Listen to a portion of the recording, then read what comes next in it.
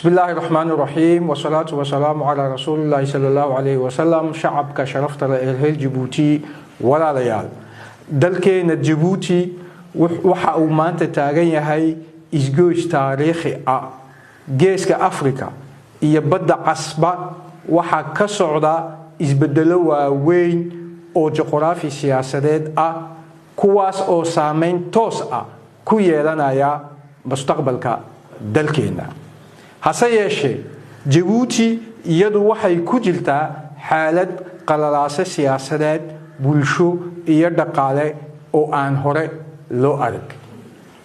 tan iyo bishii May 1999 Ismaaciil Cumar Geelle waxa uu si boob iyo xoog uu ku haystaa talada dalka in ka badan rubuc qarni kadib waxa uu dalku ku sugan yahay burbur rajabeel iyo cadaalad darro tani waa xaqiiqada qaraadh ee shacabka Djibouti ay maalin walba ay ku nooshahay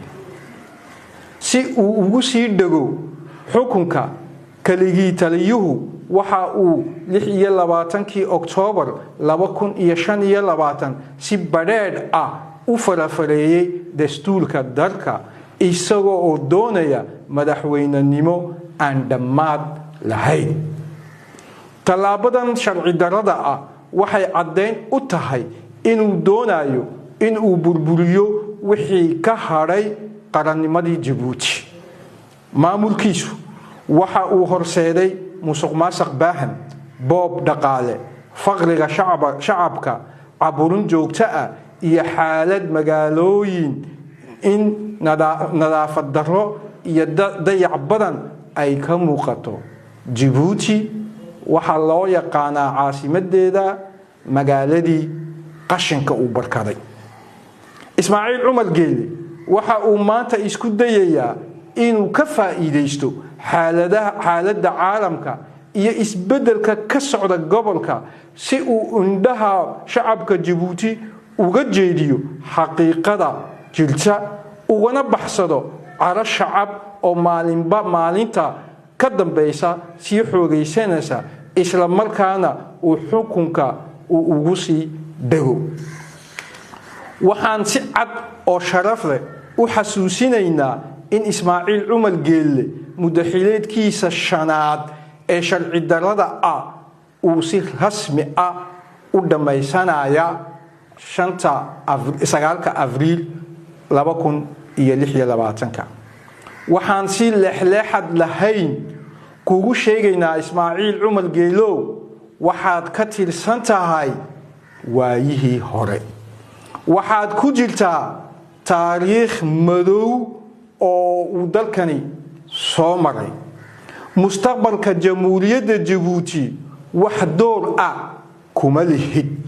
sidaas awgeed waxna kama go'aamin kartid ogsoonow Ismaaciil Cumar Geelle xaqiiqada